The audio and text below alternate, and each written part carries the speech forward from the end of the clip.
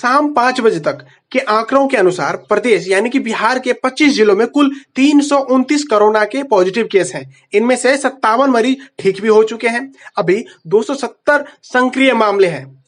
नीतीश कुमार ने कहा कि प्रशासन ने इसे बहुत पहले ही पहचान लिया और लगातार टेस्ट किए जा रहे हैं। हमने पल्स पोलियो अभियान की ही तरह डोर टू डोर स्क्रीनिंग कर रहे हैं। हमने अभी तक 4 करोड़ लोगों की स्क्रीनिंग की है। अभी वर्तमान समय में 6 टेस्टिंग सेंटर है और हमारे पास कोरोना के लिए पर्याप्त अस्पताल, हेल्थ सेंटर मौजूद हैं। हमारे यहाँ पर्याप्त संख्या में लोगों को क्वारंटाइन करने की सुविधा है। हम जमीनी वास्तविकताओं से अवगत हैं और महामारी से लड़ने की पूरी कोशिश कर रहे हैं। हमने केंद्र सरकार से वेंटिलेटर देने और हमारी क्षमता और प्रशिक्षण सुविधाओं को बढ़ाने में मदद करने का भी अनुरोध किया है। शुरुआत में कोरोना वायरस के मामले विदेशी यात्रियों से शुरू हुए और संक्रमण उनके संपर्कों के जरिए से फैल गया। तबलीगी जमात के संपर्क में आए लोगों ने कुछ मामले पाए गए। हालांकि एक नया ट्रेंड देखा गया है कि जिसमें दूसरे राज्यों से आए प्रवासियों में संक्रमण देखा गया। वर्तमान में मुंगेर में 90 और सिवान में 30 मामले हैं। यहां तक कि पटना में 38, नालंदा में 34, बक्सर में 25, रोहतास में 15 और कैमूर में 14 मामले हैं। ये उन जिलों में से है जहां मामले सबसे अधिक है। सिवान में अभी केवल 12 सक्रिय मामले हैं और 18 रोगियों को ठीक किया गया है और उन्हें छुट्टी दे दी गई है। हम हमेशा कहते हैं कि राज्य के खजाने पर आपदा प्रभावित लोगों का पहला अधिकार है। हमारे बहुत सारे लोग दूसरे राज्यों में काम कर रहे हैं और वहां फंसे हुए हैं। हमने बिहार के बाहर फंसे इन बिहारी लोगों से फीडबैक लेने की प्रणाली विकसित की है। आपदा प्रबंधन विभाग, नियंत्रण कक्ष और हेल्पलाइन पूरी तरह से संबंधित राज्य सरकारों और जिला प्रशासनों के साथ समन्वय करके मजदूरों के लिए भोजन, रहने की व्यवस्था और चिकित्सा सुविधा की उचित व्यवस्था कर रही है। हमने उनसे अपील की है कि वे लॉकडाउन के नियमों का पालन करें और वे जहां है वहीं रहें। हम एक गरीब राज्य हो सकते हैं, लेकिन हम उन लोगों की मदद करने में कोई कसर नहीं छोड़ रहे हैं जो संकट में हैं। कोरोना से बचने के लिए 3 प्रमुख उपाय हैं: घर में रहना, मास्क पहनना और बार बार हाथ धोते रहना।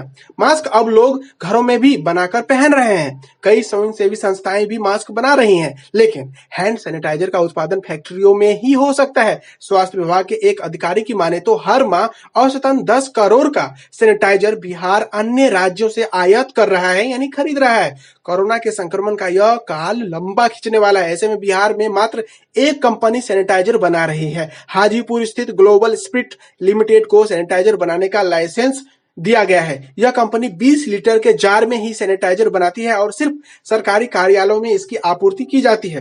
राज्य के विभिन्न जिलों से 1 दर्जन से भी अधिक कंपनियों ने सैनिटाइजर बनाने के लिए लाइसेंस के लिए अप्लाई किया था। लगभग 1 महीना हो गया, लेकिन किसी को लाइसेंस नहीं मिला है। ड्रग विभाग व जिला प्रशासन की टीम के निरीक्षण के बाद भी इन कंपनियों को लाइसेंस निर्गत नहीं किया गया।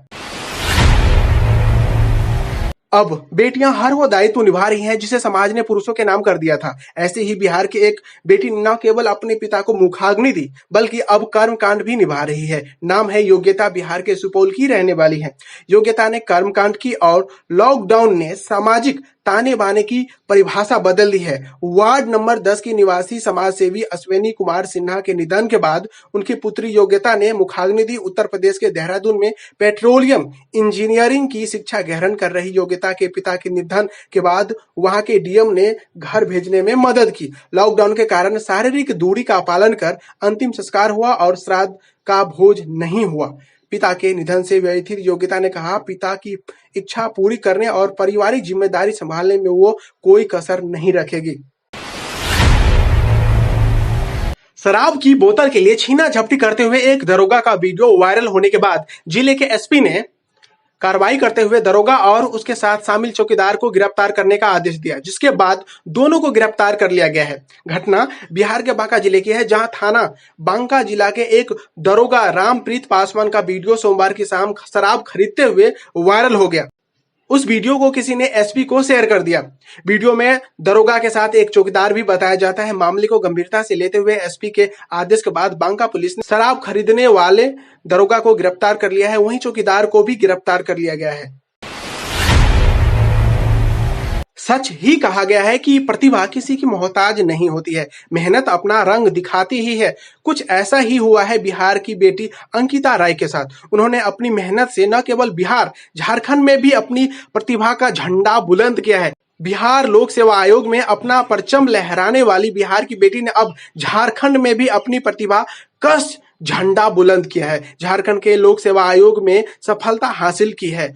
उन्हें बधाई देने वालों का तांता लगा हुआ है। बताया जाता है कि सासाराम के सागर प्रखंड में मैदानी सोनवर्षा गांव की रहने वाली अंकिता राय झारखंड पब्लिक सर्विस कमीशन की परीक्षा में ओवरऑल टॉपर बनी है। रांची के डीएसपी स्कूल से इंटर की पढ़ाई करने वाली अंकिता ने इससे पहले बिहार लोक सेवा आयोग की परीक्षा में भी सफलता हासिल की थी। उन्हें इस परीक्षा में 15वीं रैंक मिली थी। इनमें उनका एसडीएम के पद पर चयन हुआ, लेकिन उन्होंने योगदान नहीं करके आगे की तैयारी करने में जुटी रहने का निर्णय किया था।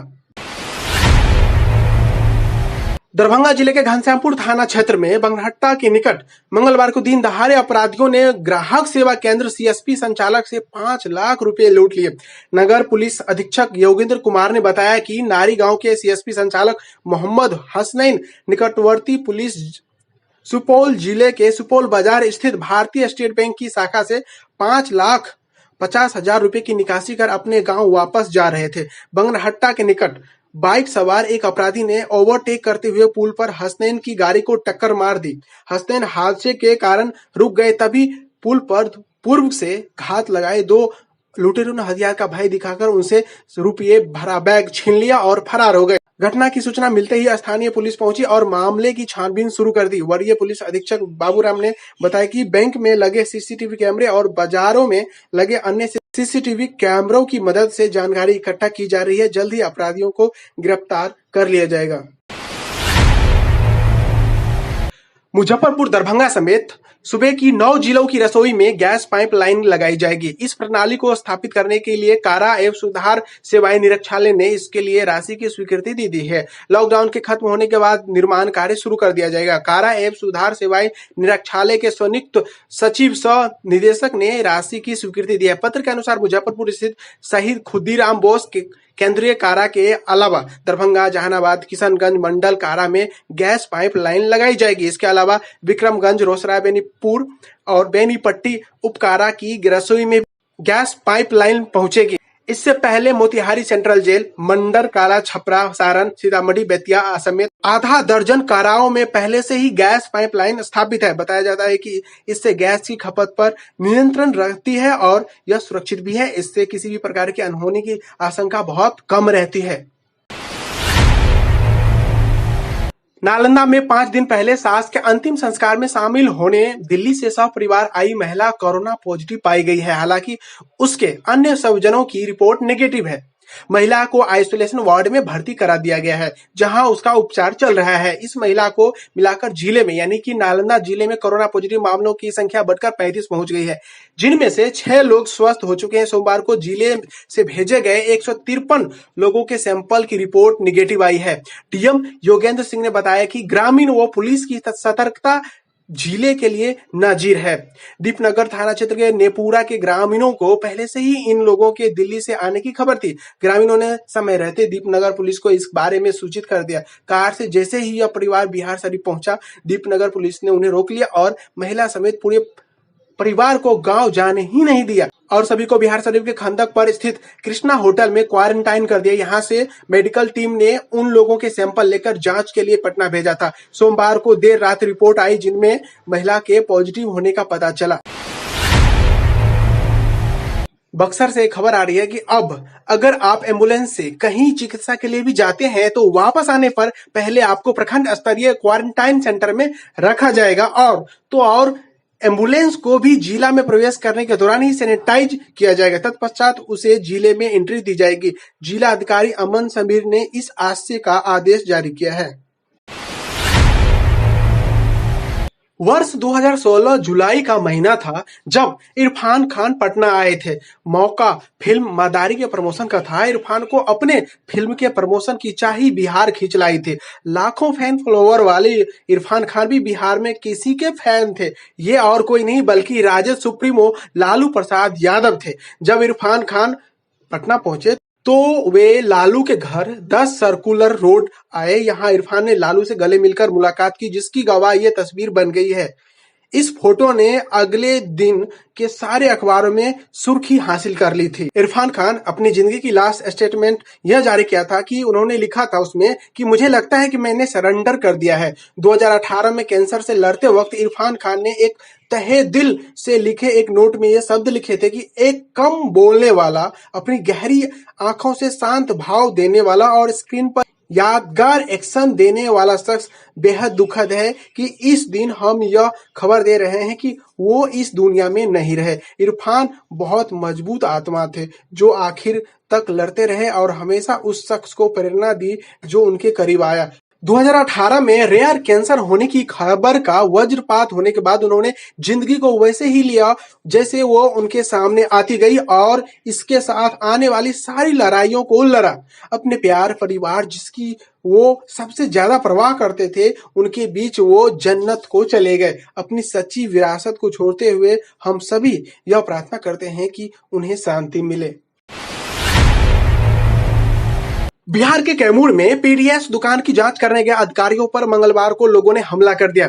इसमें एक पुलिसकर्मी सहित 3 लोग गंभीर रूप से घायल हो गए हैं। एसडीपीओ के वाहन का शीशा भी टूट गया। पूरे मामले की जांच कराई जा रही है। मुखिया प्रतिनिधि समेत कई आरोपियों को गिरफ्तार कर लिया गया है। दरअसल कैमूर जिले के रामगढ़ थाना क्षेत्र के छेवरी गांव में पीडीएस की सील की गई 2 दुकानों की जांच के लिए पहुंचे प्रशासनिक अधिकारियों को ग्रामीणों ने घेर लिया। एसडीएम शिव कुमार राउत के मुखिया प्रतिनिधि हरेंद्र कुमार से एक दुकान को बहाल करने और दूसरे का लाइसेंस रद्द करने की बात कहते ही अनुसूचित जाति बस्ती के पुरुषों व महिलाओं ने घेर कर हमला कर दिया और लाठी डंडा बांस व ईंट पत्थर से पथराव कर दिया। ग्रामीण दोनों दुकानदारों के लाइसेंस रद्द करने की मांग कर रहे थे। भीड़ को हटाने के लिए पुलिस को लाठीचार्ज करना पड़ा। पथराव में एक पुलिसकर्मी सुदर्शन पूरी तरह से घायल हो गया। उसे गंभीर हालत में वाराणसी ट्रामा सेंटर रेफर कर दिया गया। वहीं छेवरी में के रामेश्वर राम और साहेब राम की पत्नी को गंभीर चोटें